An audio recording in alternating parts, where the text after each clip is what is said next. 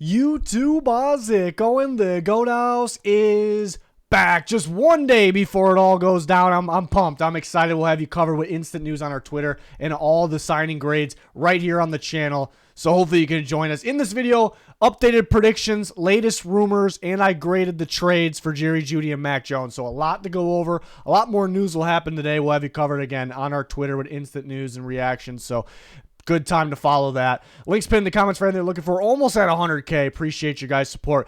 Saquon Barkley. I already made a prediction. We have 3 recent videos, and there's a trade video. So 4 recent videos, kind of the same idea. But 3 recent free agency predictions just like this. Videos. Saquon Barkley was in the first one, and I did have him going to the Bears. So I'm not actually changing my prediction. But there's a lot of rumors, a lot of buzz about Saquon Barkley. Yeah, I'm going to stick with my Bears prediction. We'll kind of circle back as I talk here on why. Not guaranteeing anything, but what the rumors are saying, like what everyone's saying, on social media or NFL media, fans, it's cool to see what fans say. That's not the most important thing. It's just kind of what they want. But what everyone's talking about, you hear the Giants rivals and the Eagles and the Cowboys being talked about a ton. Saquon Barkley has a lot of friends in Philly. The Eagles are expected to show interest. The Cowboys are kind of a new one. Like if they're going to pay at running back, maybe upgrade over Tony Pollard. And Barkley definitely, they know he's a threat. And the Texans have been getting a lot of buzz. Would be a pretty good fit. I would help them take that next step. They have a lot of spending money. That's kind of what the rumors are saying. I think the teams to watch, maybe even a step above the Eagles, Cowboys, Texans, who, maybe I could put the Texans in this category, the bottom category, but going back to the Giants is a possibility. They will make an offer, and they're not trying to overspend at the position. Ravens would be a great fit. They're looking for a running back. We heard like a month or two ago, watch for the Ravens make a move at running back, try to just get better. Derrick Henry is another option. I mean, Josh Jacobs another option too, but I predicted Derrick Henry. Barkley could be it. Chargers would love to have him.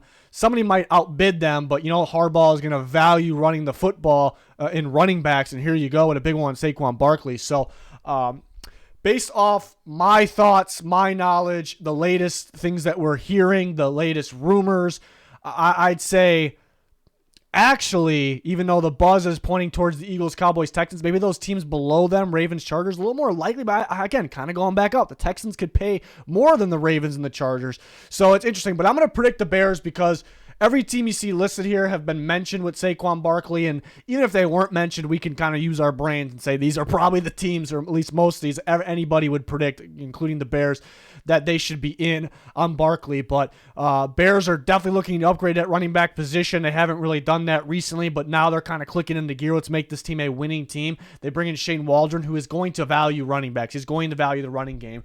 Bears have, again, I think today, who actually is getting the most legit buzz around the league is actually probably the Bears, Ravens, and Chargers. The difference between the 3 teams, the Bears can pay a lot more money. It doesn't mean that they will pay the most money on Barkley, but chances are they could outbid those teams. Maybe they don't want to get in the bidding war for the running backs. That's the beauty of free agency, where it becomes unpredictable. So I'm going to stick with the Bears prediction, but those are definitely the teams to watch.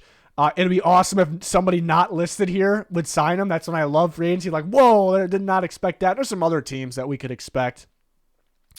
But this video is kind of based off the latest, what we're hearing, and then we have my prediction. Sometimes my prediction is, not what I'm hearing. Speaking of the Giants, yeah, I'm hearing it's like Patriots, Panthers, or back to the Jags. I'm kind of feeling Giants, but there's another guy they can go after that we'll talk about.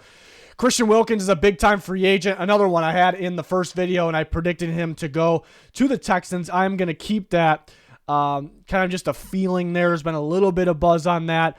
But a team to watch, a team that's really picking up steam when it comes to Christian Wilkins. And I guess it shouldn't be too much of a surprise because Brian Flores is the defense coordinator there, who was the head coach of the Dolphins with Christian Wilkins. But it's the Vikings, and they have some spending money this year.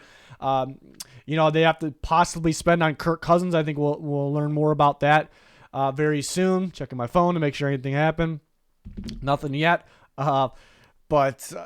Yeah, so I guess there's some other things that could be a deciding factor, but the Vikings can use another defensive tackle. We know he would fit. So that is a team to watch. Other teams I was told to watch are the Browns and the Lions. And I listed others. Those others are teams that, in my opinion, those teams have to be in on Christian Wilkins. And you can list more. I can list the Bengals. I can list multiple teams. But, like, to me, those teams, like, how are we not talking about? You know, a lot of info came out this morning. It's like, watch out for the Vikings. Browns and the Lions are pretty good teams to watch. Texans in a little bit of mention there. I've been mentioning for a while. But I didn't hear anything about the Bears, Raiders, Patriots, and Cardinals. And to me, just using my knowledge, I'm sure you could do the same thing out there. Like, those teams, they have space. They have that huge need. It's a good fit. I think we all could agree those teams definitely should be in on Christian Wilkins. So I'm still kind of watching those teams. But if we're following the legit buzz, I don't think any of it's like BS. What I'm pulling, it's not just from random fans or guys that cover one team. I'm a little careful with appreciate the work they do, but the reporters that cover one team sometimes it could be a little misleading. But so the big teams are being mentioned. Probably the Vikings, then maybe the Browns. Then I'd probably put the Texans on being mentioned for Wilkins and the legit sources, media. Then probably the Lions. I've been feeling the Texans for a bit on Wilkins, so I will stick to that. But watch out for the Vikings. I'm a Vikings fan, so I'd be pretty pumped. I guess it depends on the contract, but I'd be pretty pumped with the guy like Christian Wilkins under Brian Flores again. Browns and the Lions would be nasty, and the Texans too, if they got Wilkins in there. I mean, that would be absolutely nasty for those teams with those defensive lines. So it's one of the top free agents. Chris Jones off the board. So that bumps Wilkins up, but then it kind of like, Chris Jones was not only the top guy, so it bumps Wilkins up, but he was the top D tackle. So now Wilkins is the top D tackle. So the teams that badly need it, there's a guy off the board that just puts even more value into Wilkins. He's about to get a payday. So I'm excited for the young guy. Definitely deserving. I can't wait to see where he goes and what he gets. Next, Bryce Huff. So updated prediction on this one. Love the fit. That was my original prediction with the Bucs, but I was kind of on the fence before about Bucs and Giants. I've heard some things about the Giants, the team to watch. Trying to find like another legit starter to pair with Kayvon Thibodeau to be a pretty good fit as well. I love the Bucs fit though. It just seems like a younger version of Shaq Barrett, like a perfect replacement for Todd Bowles. It just seems like a Buccaneers type move. They not only did they backload the 2-year contract of Mike Evans, they put void years on it, so they're paying a lot of the cap hits down the line. So they're trying to save space, but it's probably for Baker, Levante David, some of these other guys, if they can't extend Winfield. But they are making sure there's a little bit of space left over, and they had a lot before. They still do. They still have a decent amount. So I would like Huff on the Bucs. The Eagles are now a new landing spot for some of these pass rushers because they're looking to trade not just Hassan Reddick, but Josh Sweat as well. What does that tell me? The obvious is they want to move on from those guys. So why do they want to move? Those guys are good. Those guys are good football players, both of them. Hassan Reddick's better. Sweat's a lot younger, with more upside. I think he's an underrated player. To me, there's only one explanation.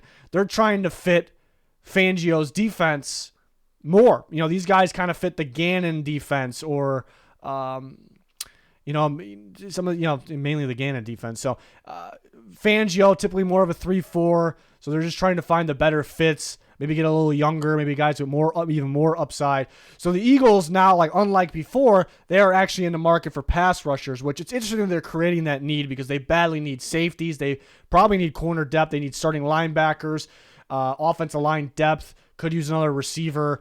Swift is a free agent, need a running back. So they're creating more needs.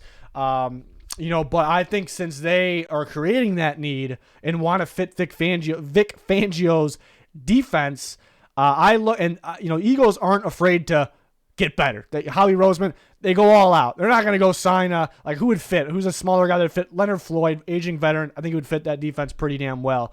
But to me, and they could end up with Leonard Floyd. But to me, just one example.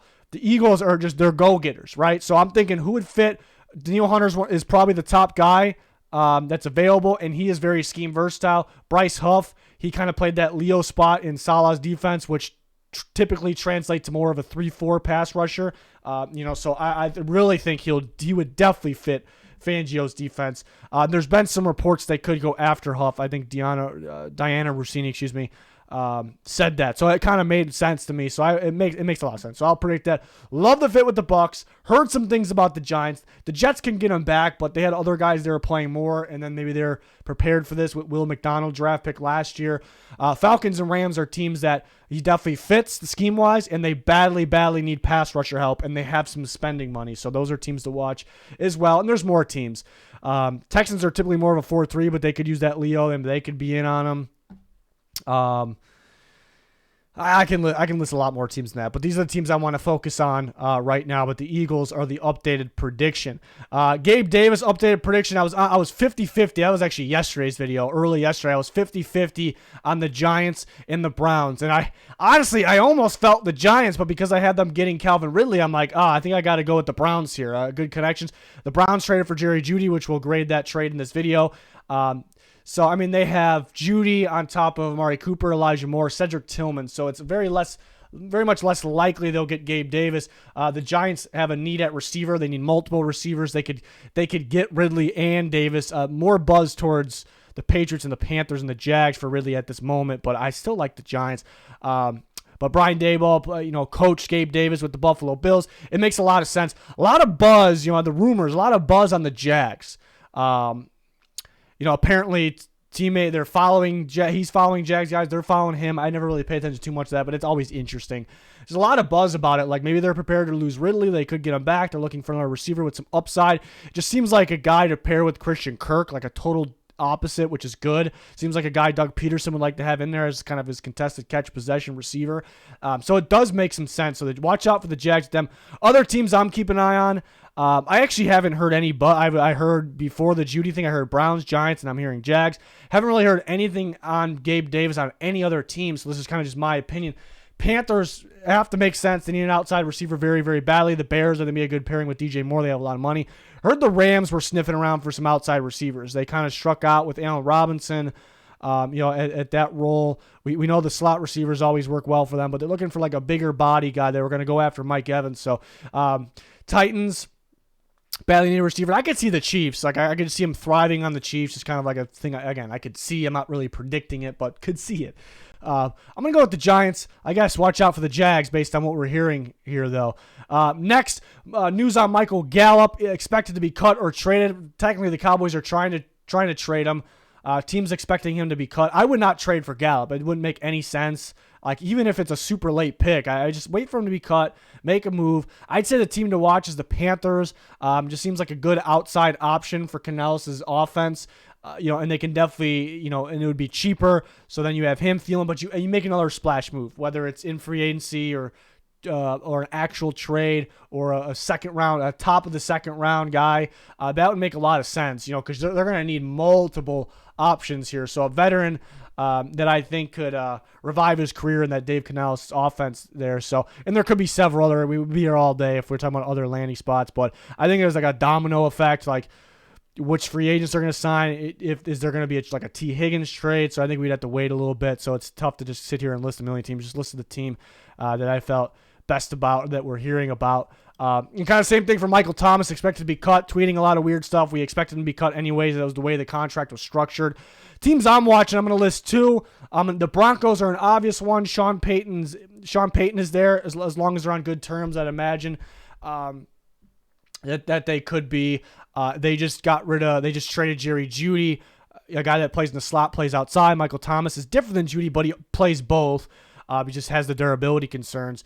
So we know he fits that. That's the obvious choice. I think a lot of everyone, is smart choice. Like you out there, you probably predict Broncos, and that I'm not going to argue with you in that predict. I have him up here. But I'm thinking Ravens. It feels like a Ravens move.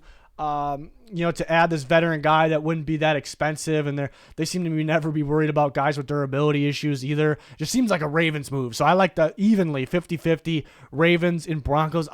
Broncos are like too obvious where you have to put the Broncos, but something's telling me go Ravens. Be a little bold here. Watch out for the Ravens. So we will see what happens there. It might not be instant. Might be a guy that sits around for a bit once this happens here. New trade candidate. We talked about a bunch. We have a recent video with 15 trade candidates. Jerry Jeudy was on there. We had them for the Browns. We'll talk about Jeudy in a second. So check that video out. Josh Sweat's not in there. That came out after. I was surprised about that because I thought he was pretty scheme versatile, and he's only 26. He's expensive for the Eagles because the restructures they've done in the past, but technically not that expensive on this year. Other teams could afford him very easily. I think he's worth more than a 4th-round pick because he's young, he's underrated. It's not going to cost a team trading for him a lot of money. Cardinals make sense. They're looking for a pass rusher. Jonathan Gannon there, obviously, Coach Sweat in Philadelphia. You have that connection there. It makes sense. He played well for Gannon. Again, they need a pass rusher. The Cardinals are looking for young guys still. They're not looking to get super old guy. That's why, and they could. And Hassan Reddick's not super old, but that's why I never was really fully in on Hassan Reddick to the Cardinals, even though other people were. And it could happen. But Josh Sweat makes a lot more sense. Only 26 years old. 4th-round pick. Wouldn't be surprised with a 3rd. People are saying the Eagles aren't just giving these guys away. They're not really trying to push them out. I'm not saying they're going to give them away. Howie Roseman's usually pretty smart, but it almost feels like hey, go seek a trade. Hey, we're trying to get guys that actually fit better in Fangio's defense because it almost seems like they're gonna move on from these guys. Cardinals make a lot of sense. 4th-round pick. I've seen a Philly sports writer that works for The Athletic usually, and again, I don't love people that write for. Some of them I do, but write for one team because they kind of become a fan of that team, and then he's saying Sweat should get a 1st-round pick. I love Josh Sweat. I think he's actually one of the more underrated players in football. I still think he has upside. I was very high on him out of Florida State, but I just don't see it anywhere near the 1st-round pick. I mean, a 2nd wouldn't be terrible. I wouldn't, it's in play, I suppose. Pretty big range. I'd imagine somewhere in the 3 to 5 range. 5 would be an A+ for the team that got him. Cardinals make the most sense. Titans have some former Eagles guys. Rocker, the former defensive line coach of the Eagles, actually just last year and for years before that. They could use another pass rusher. That makes a lot of sense. Browns, Jim Schwartz actually coached Josh Sweat. This would be a great pairing opposite of Myles Garrett. Browns aren't afraid. Andrew Berry not afraid to make that trade. Watch out for the Browns here. Chiefs would love that fit. Spagnuolo's defense. Pair him with Carl Laftis, Omenahu, man, that would be good. Do the Eagles trade to another legit contender? Heard the Colts could be sneaky when it comes to pass rushers. They actually sometimes are more likely to trade for a guy like this. That's kind of a bargain, contract deal, rather than spend like an insane amount of money on a free agent. But they could. So I'd watch out for the Colts. And I would like Sweat. I think in D'Amico Ryan's defense, I think he'd get the most out of him. I think he'd be actually stats-wise won't show. I think he'd be an upgrade over Gennard. If you compare both of them in D'Amico Ryan, I think Sweat can go crazy in that defense. So, but I like the other teams, I think, a little bit better. I think that, Cardinals, Titans, Browns are probably at the top. Colts could be sneaky when it comes to this. So, one of my favorite trade candidates here to watch for, so this should be fun here, not just with free agency, but with the trades. Making some grades here. Checking my phone. Something happened probably. Nothing. Brandon Scherf signing back with he wasn't a free agent, but back with the Jaguars, a new deal, maybe an extension. We'll get into that after the video on Twitter. But Jerry Jeudy goes to the Browns for 5th and 6th. We've been talking about Jerry Jeudy trade for a long time. I've mentioned the Browns over the last 2 years more than any other team, so it's funny how he ends up back in the Browns. We did a video the other day. I had 3 landing spots, and those actually were the 3 teams that were talking to him, so I was happy about that. Browns, I'm going to give him an A. He's got 1 year left in his deal, but you see what the receivers are getting paid these days. They're getting $20+ million. Jerry Jeudy wouldn't get that, but he would get more than the 12 point whatever million he's getting for this year. Fresh start, decent receiver with some upside. They have Elijah Moore, who's strictly a slot receiver. They have Amari Cooper, who's an outside receiver. Jerry Jeudy does kind of 50-50, so perfect pairing. That's why we've been matching with the Browns for so long. And they only give up a 5th and a 6th. They only give up a 5th and a 6th. So, and if they lose them in free agency next year, maybe they can get a compensatory pick of a 4th, probably a maximum, maybe a 5th back, 6th at the very worst. So I think this is great. So I give it an A. Broncos, when I grade trades, I never go like what if, based on the past. Like the Broncos got way better offers for Jeudy in the past, and they declined them. But we're not going to grade if we went, okay, it's separate. To me, I always done that. It's separate, but I still don't like it. But what I do want to go separate from this, I want to grade the Broncos on their all-in mentality at the trade deadline, which we knew at the time it was awful. They did start winning some games, but they weren't really playing super great. They were relying off turnovers, so you knew that was going to run out. That luck was going to run out. But they were going to trade all these players, and they were too stubborn. They were like chips all in, and then they gave up before the year was even over. So I'd give them an F for declining, at that time, being all in, not being sellers, being too confident. Such thing is a bad thing, being too confident as a general manager or as a head coach. It kills franchises. So we'll give him an F for that shit, but just on this grade only today, that's kind of how I do things. I still don't love it, but we're not going to give him an F. I'm going to give him a C-. They cleared the space. That's a positive. Jeudy really wasn't fully working out, even though he's decent. They got some picks. The picks part's a very small part of this. They only got a fifth and a sixth. But they cleared space. They were in a hole. They cut Justin Simmons. They made other moves. They traded Jerry Jeudy. They have a decent amount of space. They have over $30 million right now, which is very, very good compared to the other teams that were negative. But they're creating new holes. Like, you don't need to do all this. Like, before you needed quarterback. You already needed receivers. Now you need more. You need more receivers. You need it badly. Need to get Cushenberry back. Need another corner. Need another pass rusher. Maybe interior. They have so many needs and they're opening more. Yeah, the positive is they're clearing space to do that, but they're creating more needs while doing it. So, like, if it was a major benefit of clearing space, like, all right, now we can focus on this, but you're focusing on that, this, and that now, even more. So, fifth and a sixth is pretty low, but I thought that's the thing. In that trade video, I had a fourth and a sixth, and I actually thought I was being bold. I thought I was going at the bottom line. I thought for some reason they were going to get the bottom line, but they even got more of a bottom line than that. Underneath that, 5 and a 6. So, not the end of the world. But another bad thing, though, is if they just held on for one more year, took that 12.5 cap hit, they still would be positive. They cut Justin Simmons clear a ton. That was surprising. Cut a star safety. But if they held on for one more year, let Jeudy hit free agency, or got a better offer at the deadline from a desperate team, but hit a lot of him at free agency, they lose them. Again, they're probably going to get a fourth compensatory, so they're going to get it better than this. I guess they get 2 picks, but C- for the Broncos. This morning, not too long ago, actually, Mac Jones was traded to the Jaguars. That was surprising. The Jaguars, just a random one. Wasn't expecting that. We expected Mac Jones to get traded, but not to the Jags. I like getting Mac Jones as a backup. Got to have some upside in there. Only a 6th-round pick. Learn from Doug Peterson. Learn from Trevor Lawrence. They can get a compensatory pick for him if he leaves. What would that be, though? It's only a 1-year deal. It's a cheap 1 year, so it's a really I would rather have him as a backup, a guy with some upside on a cheap deal than other like veteran guys that what are they going to really do for you? Maybe you could flip Mac Jones. I'm gonna give it a B though, because it could end up being a 1-year rental because he might go. Apparently he's a Jags fan, so maybe he stays, but he might go.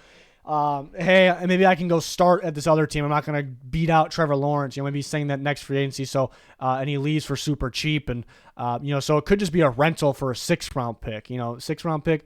I value all draft picks, but, I actually think there's a significant difference. I think once you start getting in, there's a difference between a 4th and a 5th. Even though it's one number off, I think 6 and a 7 is kind of the same thing. So, it could be a rental for a 6, but overall, I like him as a backup. Where his contract has upside. I think it's a good fit. I'll give it a B.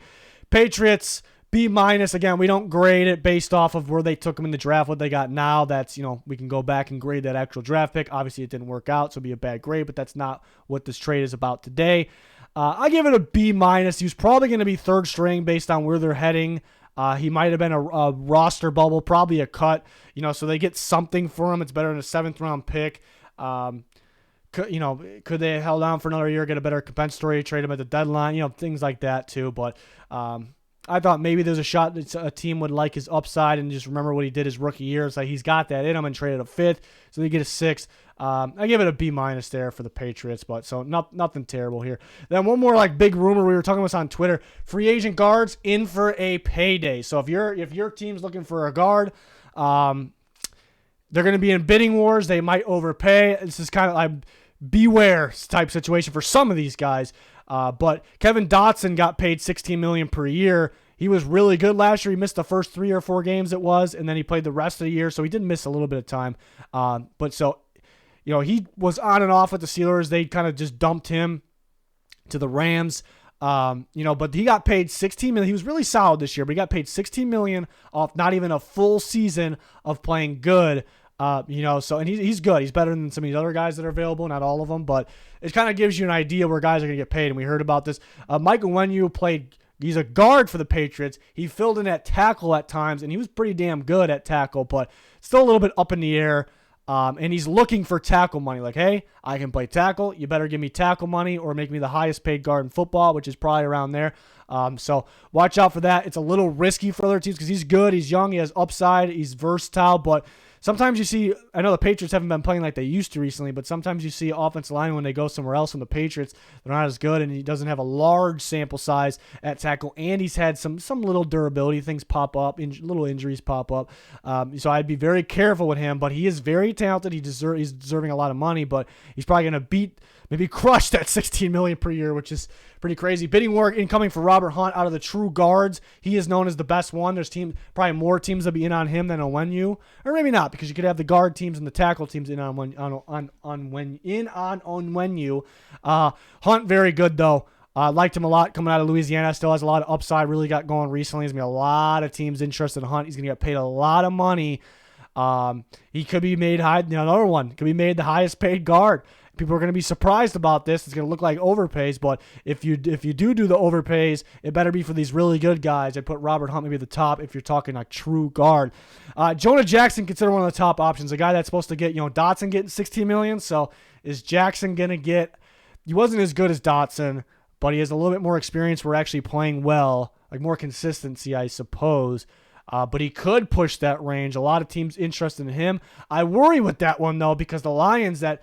So well coached, best center in football, best tackle in football, as of last year in Penei Sewell. Taylor Decker's very good.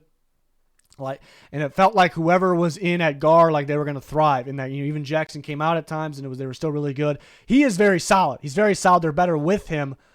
But if the Lions let him walk and they just put somebody else in there for a lot cheaper, they trust that they have the best talent around that person and they can coach it. So it kind of sums it up. So good. Going to help a team, good guard, good experience with a good offensive line in the Lions. That's great to have under your belt, but could be a little overpaid. It could be a little risky. Damian Lewis, hearing his name pop up a little bit, can play guard or center, likely a guard. Young has upside, has the injury concerns, but teams, teams are desperate for guards, and the cap went up. They're becoming more valuable. Dotson helped the Rams and Dotson helped them become more valuable. So teams could be desperate and overpay and he's good. If Lewis is on the field, 100% healthy, he's pretty solid. That could be an underrated signing, even at a lot of money, but it's a little risky. I've been here today. I heard John Simpson's name come up. Teams, I think it's the teams that are kind of prepared to miss out on Robert Hunt, the Jonah Jacksons. They're missing on those guys. Go John Simpson, who was with the Ravens this year. He did not work out for the Raiders in the past. And he played all right for the Ravens. I don't, it's weird when hearing about the big free agents and the buzz. I should not be hearing his name pop up. I'm a little worried. A team's going to give him a little bit too much because he was pretty bad with the Raiders. Goes to the Ravens. They typically make offensive linemen look a little bit better. Lamar, that scheme does. Lamar with his legs, they do. And on paper, I didn't love that offense line. They played better than expected. Again, I think Lamar's legs and this, getting the ball out quick or moving away from pressure quick or the pocket, it makes it easier. But then the Chiefs very much exposed that offensive line, how it actually looks on paper. And then it was a big problem in the AFC Championship game. It's because you got guys like this on the offensive line, guy that's struggling in the past. He's kind of relying on the good scheme. So some other team's going to sign him to some money. And again, I don't want to doubt him. I did like him out of Clemson. So he does have upside. It didn't surprise me that he played okay for the Ravens. He can play okay somewhere else. But, man, if we're talking, if he's being mentioned in, the top guard money, it's a little scared. It's a little scary because I would imagine his job's going to be harder, elsewhere than the Ravens. And it's just a guy that hasn't worked out until this year. And how much did it work out this year? He was nowhere near the other guys' level, nowhere near them. So, there's always those guys that be careful. I've been mentioning them throughout the free agency videos. Be careful with the overpay on this one.